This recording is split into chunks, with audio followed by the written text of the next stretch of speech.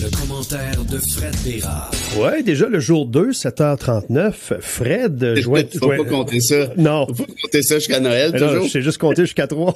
Ah, voyez ça. Ça s'arrête Au demain. moins, ça nous garantit que ça finit cette semaine. Ça va finir de bonne heure.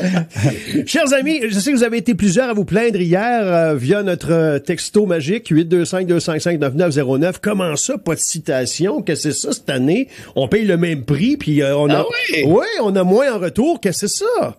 Ah, ben là, en tout cas, si vous payez le même prix, c'est pas au courant.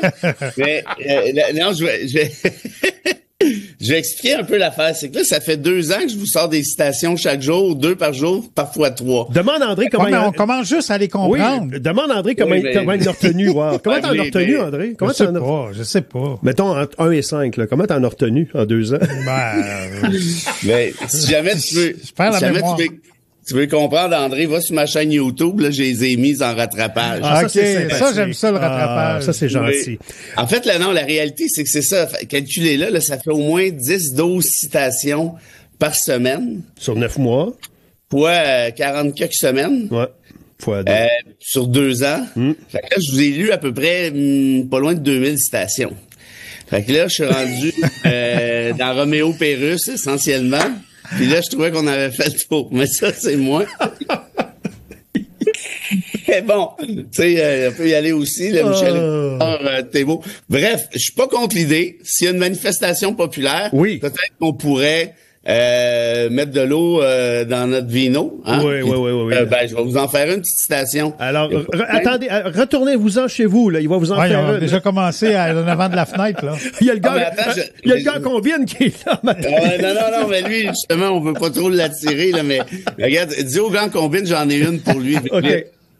Je l'ai sorti hier à nouveau, ça a été un succès bœuf. En parlant, Toi qui es végétarien. en plus, en parlant de la CAQ et de l'effet d'usure du pouvoir. Oui. Et comme disait Georges Bernard Shaw, le grand dramaturge irlandais, les politiciens, c'est comme les couches de bébé. Il faut les changer souvent et exactement pour les mêmes raisons. Et ça, on est bon ici au Québec. On change, Ah oui. mais c'est tout le temps pareil. Mais je trouve ça un peu, comment dire, c'est diminutif d'abord. Tu sais, parce que je pense que les gens se lancent, j'espère en tout cas que les gens se lancent en politique pour les bonnes intentions.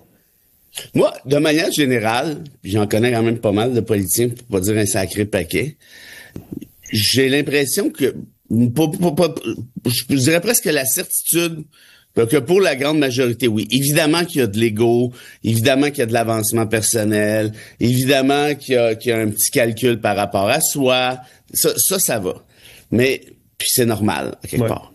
Mais je pense que, malgré ça, tu peux quand même aller en politique pour les bonnes raisons, c'est-à-dire je crois en quelque chose, je veux faire avancer telle ou telle option, je veux faire avancer tel ou tel projet. Tu sais, il y en a qui vont en politique juste pour un projet très, très précis, là. Hein? Je vais là parce que je veux qu'en matière de santé, il se passe telle affaire. La souveraineté, par exemple, est un bon exemple. Ben, la souveraineté, oui, puis ça, c'est un enjeu ultra méga englobant, là. Tu sais, c'est un gros enjeu, mais je veux dire, il peut y avoir des plus petits projets que ça, entre guillemets, là, façon de parler, puis c'est tout à fait légitime. Tu sais, ma chum Marois Risky, elle voulait y aller, elle voulait faire de la politique, faire une réforme fiscale, parce qu'elle a fait beaucoup de travaux là-dessus comme prof à l'Université de Sherbrooke, puis évidemment, elle n'a pas été capable, parce que, bon, elle n'a pas été ministre, elle n'était pas au pouvoir, puis c'était un projet ultra méga ambitieux, là, je pense qu'elle a réalisé que, ouais, OK, ça va être un peu compliqué, mais moi, j'ai du respect pour ça.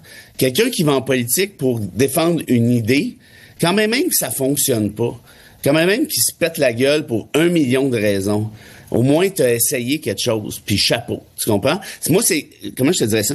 C'est ça, moi, qui me rassure avec notre démocratie, c'est de voir qu'il y a des gens comme ça, que ça marche ou que ça marche pas, c'est pas tant grave, mais au moins t'es là pour essayer de faire bouger quelque chose. Ceci dit, évidemment, comme dans n'importe quoi dans la vie, il y a des petits carriéristes qui sont là uniquement pour eux, puis qui changent d'idée comme ils changent de short, ni plus ni moins. Ouais. Pourquoi? Ben parce qu'ils veulent avancer tranquillement, pas vite, ou le plus vite possible, en fait. Donc, tout ça pour te dire, ça, c'est beaucoup moins noble. Moi, quand il y a des jeunes, souvent, qui me parlent, je veux faire de la politique. Je dis, OK, good, qu'est-ce que tu penses? Ben, il dit, ça dépend, là, je suis flexible. Ben non, ça, tu vas pas. La politique, c'est pas un cours de yoga. Pas de la gymnastique. Non, c'est ça, là. Je veux dire, on n'a pas besoin de toi pour faire la guidoune. Ça, Ouais. on a une proportion assez intéressante. On en masse. Côté guidoune, on est correct. Mais je continue de penser que majorité, puis il y en a qui c'est même pas de dire je veux défendre un projet en particulier, c'est simplement dire je veux, par exemple, être le porte-parole d'une population dans une région donnée, puis je veux donner un coup de main, puis je veux servir les gens. Je te donne un exemple. Mon ami Alain Reyes, à nouveau, justement, qui est dans les débatteurs, Oui. il a été député conservateur de 2015 jusqu'à Poliev. Là, il a tout sacré cela. Il dit c'est un malade, ce gars-là, je m'en... Bon, bref. Il me racontait hier que dans son bureau de comté, il y a des gens qui débarquaient, mais quand même assez souvent, là, avec des enveloppes reçues du gouvernement, puis il garochait ça sur son bureau, puis genre, ouvrez-moi ça. Genre, la personne n'était pas... Hey, je veux dire, moi, si j'étais député, puis quelqu'un me garoche son enveloppe dans la face, Ouais. écoute bien mon petit prout, là, c'est pas, je suis pas ton adjointe, là, Ouais. mais, tu sais, on n'a pas le choix, puis souvent, là-dedans, ben, il y a une abnégation pour servir le public, pour donner une chance, pour donner un coup de main. Et les députés, on l'oublie, mais ils se ramassent avec tous les problèmes de la région, en milieu régional, évidemment, mais en milieu urbain aussi. Par exemple, on m'a référé un dossier d'avocat hier, évidemment, je peux pas dire lequel, je peux pas dire de quel député, mais une affaire atroce, OK? Un dossier médical. Et la première personne à qui elle a pensé aller voir, c'est pas un avocat, c'est son député. Alors que ça a absolument rien à voir. Puis j'ai parlé avec l'attaché politique une grosse demi-heure hier. Puis elle dit, OK, je vais aller chercher son dossier médical, j'ai son autorisation, je vais le faire sortir ici, je vais faire sortir ça. Tu sais, je veux dire, t'es pas obligé de faire ça dans la vie, là, puis ça n'a aucun rapport avec le job précis de député. Mais bref, tout ça pour te dire qu'il y a plusieurs bonnes raisons de faire de la politique. Le pire, c'est ceux qui changent d'idée tout le temps quand ils regardent des sondages. Ça, c'est la race pour laquelle je suis incapable de gérer. Les convictions changent avec l'air du temps. Là. Ouais, c'est ça. J'en ai un en tête, là. Mais Oui, on a quelques-uns. on y reviendra. Et alors, par rapport à ça, justement, dans le même ordre d'idée, hier, tu devais répondre à la question hier à nouveau, quel est l'avenir de la CAQ dans les circonstances actuelles? Ça n'a pas été une bonne journée pour la CAQ hier, on va se le dire, là. avec François Legault qui, comme un petit gars, devait passer devant la commission et Nordvolt, dont on annonçait la mort officiellement. Oh, mais fais attention. Nordvolt, c'est volontaire, là.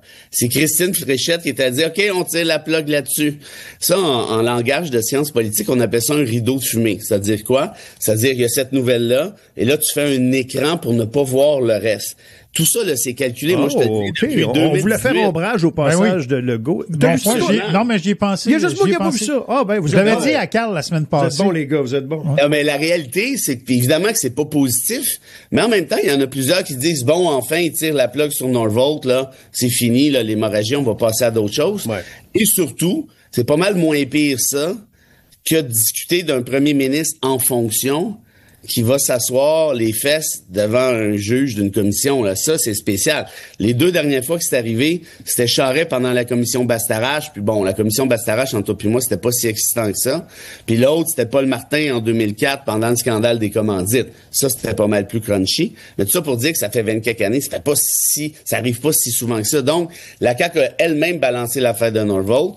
Puis, pour répondre à ta question, le débat hier, à nouveau, c'était ça. Puis le problème avec les débats à la télé, à la radio, c'est quand tu essaies de faire de la nuance, t'es sûr de pas gagner grand-chose. ça va trop vite. Non, mais quand on discute comme ça, c'est correct. Je pense que les gens sont réceptifs. Mais quand c'est un débat, puis là, faut que tu convainques l'auditeur que c'est ta posture qui est la meilleure, c'est tough. Puis moi, ma posture, a l'air très, très antipodique, c'est-à-dire contradictoire. C'est que je dis, bon, ce gouvernement-là, puis d'ailleurs, vous allez sur le site de nouveau, vous allez voir, ils ont pris ma citation, puis ils l'ont mis partout dans un article. Et une citation quand même coup de poing, là, on va se le dire. Là. Oui, puis je pense sincèrement, c'est que le gouvernement Legault, c'est le pire depuis le dernier mandat de Maurice Duplessis. Tant qu'à moi, c'est pas de doute. Ben là, fais pas le surpris, ça fait 200 fois que je le dis à ton micro, là. Tu t'en souviens plus. C'est le pire. Mais Couillard, mais je peux t'en nommer d'autres, là. Couillard, il a été là une demi-fin de semaine, tu sais. Quand même. Il a eu le temps de passer à chaîne ça, puis nous dire que des épiceries fait 75$, parce que tu prends un filet de porc, tu peux étirer ça pendant 2 semaines. Bon, premièrement, manger des filets de porc, c'est dégueu, mais bon, ça, c'est une autre histoire. Puis pour le reste, bref, Couillard, je suis pas en train de défendre Couillard, je suis pas en train de défendre Charest, mais regarde le bilan total de ces gouvernements-là. Regarde, avant Charest, c'était qui? T'as eu Pauline Marois. Bernard Landry, je pense. En fait, t'as eu Couillard. Ouais, Landry aussi, il était là, il n'a fait que passer. Oui, c'est ça. T'as eu Couillard. Faisons l'exercice. Couillard, Marois, Charest, qui était là longtemps. Landry, qui a pas été là plus que 8-9 mois. Charest encore. T'as eu, Charest, il est arrivé après Landry. Il l'a battu l'élection de 2003. T'as eu Landry qui est arrivé là pour même pas un an. Avant ça, c'était Bouchard. Avant ça, c'était Parizeau. Avant ça, Daniel Johnson, je sais même pas s'il était là une demi-fin de semaine. avant Johnson, Robert Bourassa. Qui revenait. Avant Robert Bourassa, t'as eu Pierre-Marc Johnson. René Aussi, Lévesque. lui, c'est l'autre demi-fin de semaine. Fait qu'avec 2 frères, ça fait une fin de semaine. Un week-end familial. Oui. Après ça, puis continue d'y aller à reculons. T'as eu René Lévesque. Ouais. Hein? Avant René Lévesque, Bourassa t'as eu encore. le premier mandat de Bourassa. Exact. T'as eu Jean-Jacques Bertrand, qui lui a pas été là longtemps. T'as eu Daniel Johnson. Puis avant ça, t'as eu Sauvé. Lui, il a vraiment été là une fin de semaine pour vrai. Puis avant ça, Duplessis. Fait que dis-moi, dans toute cette bunch-là, puis il y en a qui vont dire, moi, je l'haïs, Charest pour mourir. C'est bien correct, puis j'étais vraiment pas un fan non plus. Mais si tu regardes le bilan total, en matière environnementale, en matière de parité homme-femme, en matière de conseil de la fédération, le gouvernement Charest, matière économique aussi, le gouvernement Charest, c'était pas un super gouvernement, mais on peut y trouver du positif. Non, mais il a toujours bien fait Legault. 3 mandats en ligne, puis on voit plus ça. On verra plus ça. Là. Ça va être difficile pour la CAQ d'avoir un 3e mandat, on le voit. Ah, mais si je te pose la question, André, trouve-moi une belle réalisation de la CAQ. C'est difficile. Tu sais, ça fait quand même, ils sont là depuis 7 ans. À part là. le 1000 pièces qu'ils t'ont envoyé, là. Ouais. D'ailleurs, il Quelle demande merveilleuse. il demande de rembourser. Il a reçu une lettre hier. J'ai reçu une lettre du gouvernement. Ils Il y en veulent a- avoir le 600 Il y en pièces a qu'ils m'ont besoin pour envoyé. les routes puis les hôpitaux. En tout cas, regarde, je suis pas conseiller politique pour François, mais si je l'étais, je dirais, regarde, ça va assez mal de même. Ouais. C'est peut-être mieux de pas demander aux gens de te retourner là, ton cash. Je dis ça comme ça. Mais c'est d'une tristesse que ce que tu nous mets en pleine face là, ce matin. Là. C'est d'une tristesse incroyable. Tu sais, je veux dire, on a les gouvernements qu'on mérite, je veux bien, là, mais à un moment donné... Le gouvernement-là a eu une grande qualité, puis je l'ai dit, je peux même pas compter le nombre de fois à ton micro. Sa grande qualité, c'est que c'est un gouvernement de communication. Ouais. Ce sont d'excellents spineux. Puis le gars, à la fête de Norfolk hier, encore, c'est des spins. Là, il parle de prière de rue. C'est des spins. C'est pas sérieux, mais c'est de la boucane. Puis ça a marché pendant un bout. Hein? Puis d'envoyer des chèques, on a claqué 12 milliards de fonds publics pour acheter une élection. C'est interdit dans certains régimes à travers le monde parce qu'on appelle ça de la fraude, essentiellement. Tu peux pas te servir de ton poste gouvernemental pour donner de l'argent aux gens en disant « votez pour moi ». Je dis ça a pas Et en de plus, ils étaient même pas en danger. Ils étaient en bonne posture dans les sondages, comparé à aujourd'hui. Là. Mais là, tu vois, ce qui est arrivé, c'est que les gens ont fini par s'écœurer, puis réaliser que, coudonc, sont bien poches. Tu sais, le Sacklick, le Lion, je veux dire, le Norfolk, tout ce que tu veux. Bon, les Kings, c'est une peanut, c'est un symbole, 7 millions, là. Ouais. Mais ça a marqué l'imaginaire.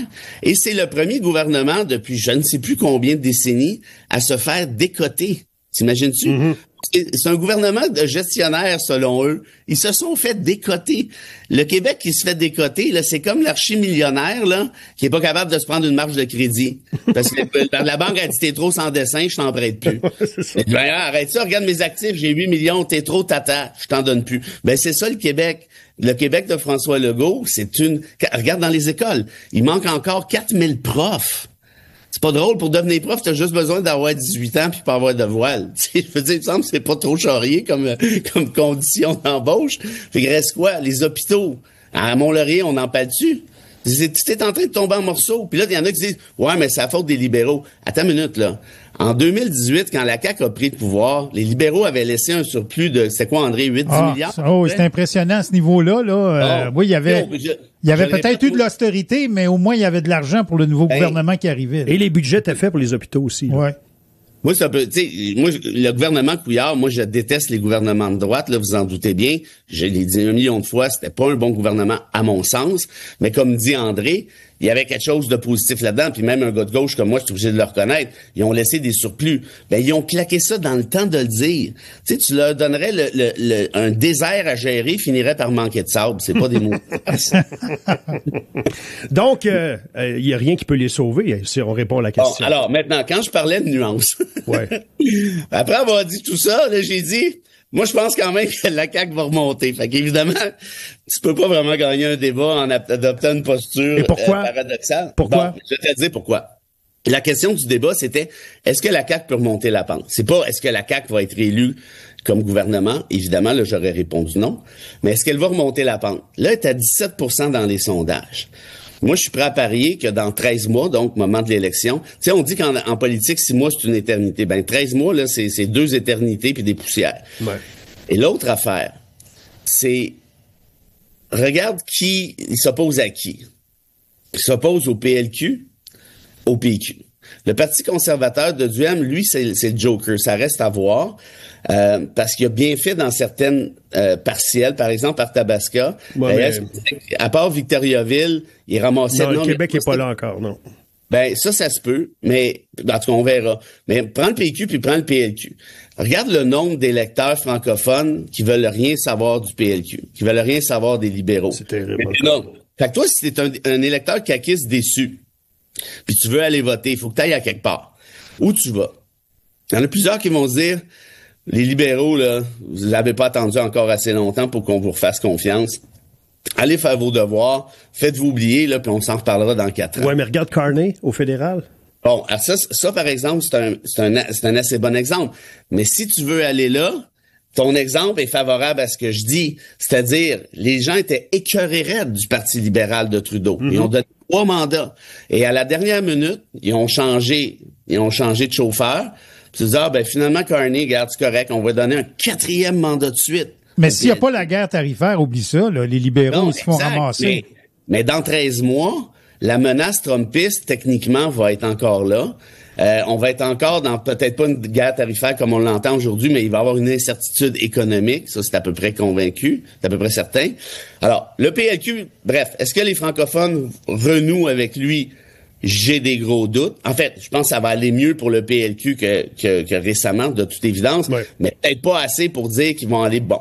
L'autre affaire, l'électeur caquiste déçu qui veut rien savoir des libéraux, il va où? Ben là, il reste l'option du PQ. Ben, il y en a une gang qui vont au PQ, je pense. Ouais, mais attends une minute. Là, pour tout de suite, c'est facile pour le PQ de dire, on fait un référendum, tout le monde dit, ok, ouais. 2 semaines avant d'aller mettre ton petit X dans le bureau de vote, qu'est-ce que tu penses qui va se passer pendant la campagne électorale? La plus belle invention depuis l'eau chaude pour Rodriguez du PLQ, là, c'est la promesse référendaire de Plamondon. Qu'est-ce qu'ils pensent qu'ils vont dire? On peut pas faire un référendum, mais c'est assez suicidaire, ça n'a pas de maudit bon sens, puis avec Trump, puis ci, puis ça. Là, les conservateurs de Duhem vont sauter dans le bateau. Écoute, il va se faire canarder de tout bas de côté. Les gens vont dire, ouais, ben moi Plamondon, ok, ouais, peut-être, mais là, un référendum, non, là, ça n'a pas de maudit bon sens, j'ai pas le goût d'aller là. Fait que toi, l'électeur caquiste, qui ne sait pas où aller, ben ça se peut très bien que tu te bouches le nez puis tu dis, ok, ben regarde, je vais rester à la CAQ. Surtout si, puis ça, faut pas l'oublier, la question est large. Est-ce que la CAQ peut remonter l'élection? Si la question, c'est est-ce que remonter la pente? Si la question, c'est est-ce que François Legault peut remonter la pente? Là, je répondrais, ouais, un petit peu. Il va passer de 17 peut-être à 20, 22, mais ça va être raide. Mais s'il y a un nouveau joueur, par exemple, tu parlais de Mark Carney. Si tu as un Mario Dumont qui débarque, puis j'ai su hier, de source sûre, François Legault lui-même, t'en veux un scoop, m'en t'en donner un. Mm-hmm. François Legault lui-même est allé rencontrer Mario Dumont pour offrir à Dumont de prendre sa place. Ben voyons donc, toi. Garantie. Puis ça fait un bout. Écoute, la rumeur, elle roule depuis 6 mois. Ouais, mais on pensait que Dumont veut. Mario, il est bien à TV par radio. Dumont veut rien savoir, mais je pensais pas que Legault lui-même irait lui demander, parce que Legault, là, il est pas si cave que ça. Il voit bien là, que ça s'en va nulle part. Puis quand je dis qu'il va remonter la pente, je le répète, je dis pas qu'ils vont former le prochain gouvernement. Je dis qu'ils vont passer de 17 à 20, 22, 23. Bref, ça va pas être la débâcle comme on l'annonce à cette étape-ci. C'est ce que je dis. Donc, Guilbeault a manqué sa chance. Pardon? Guilbeault a manqué sa chance. On la voyait comme le dauphin à un moment donné. Qui la on l'a vu un bout. On la voit plus. Ouais, là, j'espère te regarder comme faut, parce que là, tu vas chercher longtemps. Mais bon. Tout pour te dire que Legault lui-même demande à Dumont, prends ma place, parce que lui veut sauver son parti. Ouais. Essentiellement, tu comprends? Ouais. Bon, est-ce que Dumont va y aller? Là, apparemment que la réponse, c'est non pour l'instant. Mais si ça devient oui, là, la game change. Puis c'est pas le PQ qui va rentrer, ça va être une lutte entre la CAQ puis le PLQ, d'après moi. Très intéressant, cher ami. OK, on s'en garde pour demain? Ben oui, là, tu le fais-tu le quiz ou tu le fais On pas? va le faire demain. On va en parler d'abord. On va dire. Là, en parler, on n'a pas besoin de se parler pendant 6 mois. C'est pas compliqué. Mais là, il arrive Pose 8 une heures. question. Ben, Serge, d'un quiz, il y a toujours bien de la misère. Oui. Entre autres choses. Et on va se laisser sur une note triste. J'apprends d'un auditeur que l'homme en combine est en prison actuellement. Alors, voilà. Je sais pas quoi rajouter. Il n'y a rien à rajouter. Peut-être qu'il nous écoute de sa cellule, on ne sait pas. À demain, Fred. Salut. Bye. La bêtise insiste toujours avec